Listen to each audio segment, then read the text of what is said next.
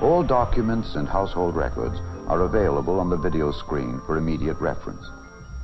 Also at his disposal is an electronic correspondence machine, or home post office, which allows for instant written communication between individuals anywhere in the world.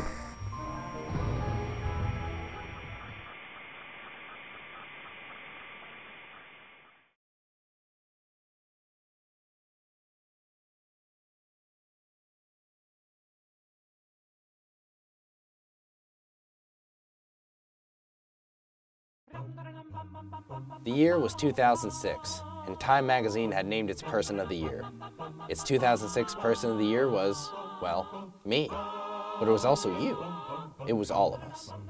Yes, Time magazine had named the American people its Person of the Year.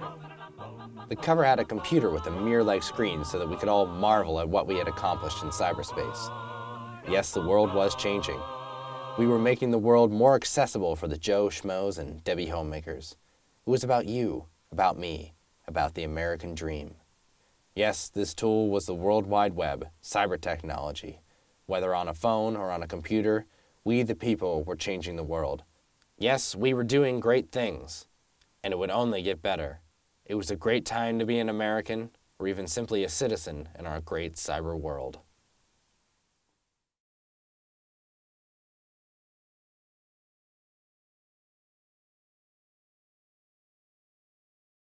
Well, I really feel there's two different populations that we're talking about here. If you're talking about adults and people currently in the 20s, they're probably living in two worlds. But for people under the age of 20, they live in an integrated world.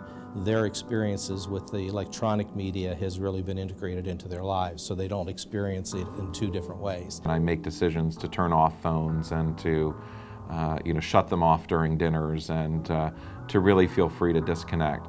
What I'd say, though, is it's easy not to do that. It's easier not to do that. And, we think every beep of our phone is some life-important message that we have to check at that particular moment in time. What it means to me about having real life and an online life is that they are constantly interacting, and that the online life is constantly pulling at my online life and all of ours. So I think they're integrated. I think they're constant. I think that online means that we never let go. Cyberspace is the real world. It is the real world in the sense that when I go online, I am myself. I am a version of myself, but I'm also a version of myself talking to you. We're getting used to immediate gratification from responses from people and interactions from people. So hearing from somebody right away instead of waiting for a phone call when you get home, now we have cell phones, we can get in contact with somebody immediately. It's like a total lack of boundaries with all of our relationships with other people. And I really do not just mean that for kids. I think that adults are just as guilty, if not more so. This person's texting that person across the room from them instead of talking with them. So I do think it inhibits it a little bit, that even when people are in the same room, they're still using technology to interact with each other. Every week or every couple of months, things morph and they change, and it feels like you can't keep up in some ways. So we live in the cyber world now. We spend just as much time in cyberspace as we do on other aspects of our lives. That millions have just as much, if not more, of an identity online that they do in face-to-face meetings. But hey, we're Time Magazine's Person of the Year, right? I'm sure all the stuff that we're doing is good and pure. Soon, the cruel underbelly of the internet would light up. An online bully who waged a vicious campaign against dead teenagers and their families. The problem with teens sending nude pictures has gotten so bad, the Montgomery Police Department recently charged one student for forwarding a nude video of a girl. And this is the age of YouTube.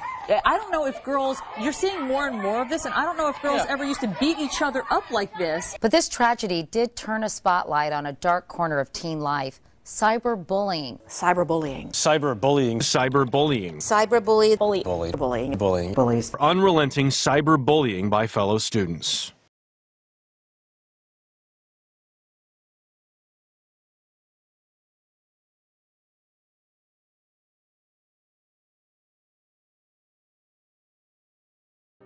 People are using cyber technology as a weapon against each other. In the past decade, we've seen giant leaps in technology, and during that time, we've also seen a spike in cyber cruelty and a breach in ethical behavior online. It goes by many names, but regardless of what it is called, it is dangerous, hurtful, and only becoming more prevalent in our society. One of the main ways people do this is through cyberbullying. Cyberbullying is bullying that takes place through electronic media, and basically it entails the victimization of a single person or a group of people. It's really just snowballed to such an intense level that we were kind of left reeling. I'm speaking from like a social worker, school social worker's point of view. We've been studying cyberbullying since about 2000, 2001. And this started by me always being interested in sort of traditional school bullying and school violence and the school shootings of the late 90s. And back in 2000 and 2001, nobody else was studying this, and so we just started doing it. And we began by just talking with teens and parents and teachers, and we quickly realized that there was some things going on here. So we did a number of informal surveys, and our first formal survey was the spring of 2003, and even in that very first survey, we surveyed a few hundred kids online.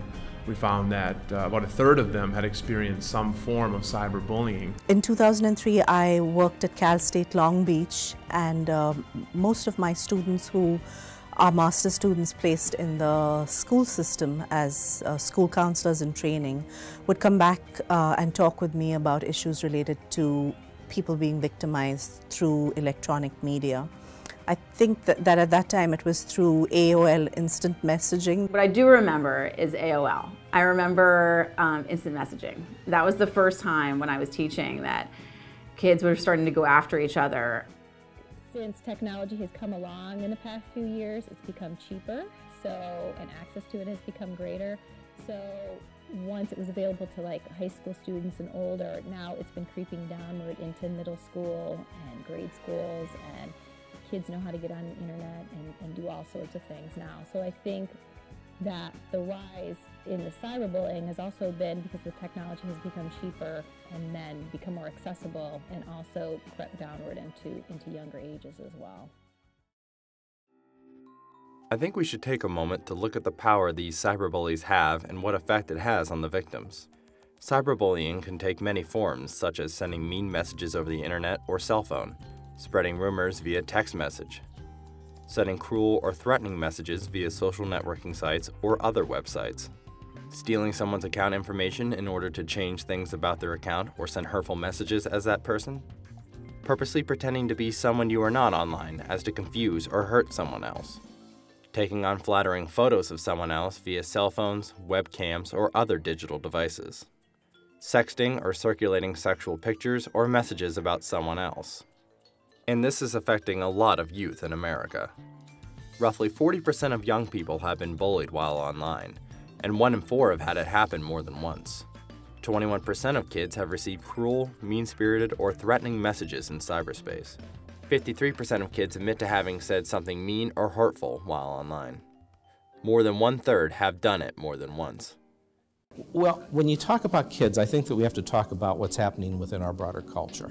And one of the things that I believe is happening in the broader culture is that there's been a diminishing of the threshold when people act aggressively. I'll probably send an email where we would never have said that to their face or even on their phone. So it kind of gives people a little bit more power to not have that person right in front of their face. Makes them feel a little more comfortable about dogging them and digging them. There is that feeling of no escape when it comes to cyberbullying, and one of the victims we talked to described it as being tethered to their tormentor. With the previous schoolyard bully, people could get away from the bully, and home was a safe place to get to. But I think that the world has changed so much in terms of the way we communicate and interact with each other. And young people are using technology in more and more involved ways. The old solution of getting away from the bully doesn't work any longer. It's hard to disentangle the unique problems associated with that, but we know that for some kids, at least, the cyberbullying is much worse than the bullying, or it affects them more deeply, especially because technology is so important to them. So I think part of the issue with cyberbullying is that it can so very quickly get out of control. It gets bigger than people ever expected it to get in some instances. And I think that is what makes it such a heavy burden to bear.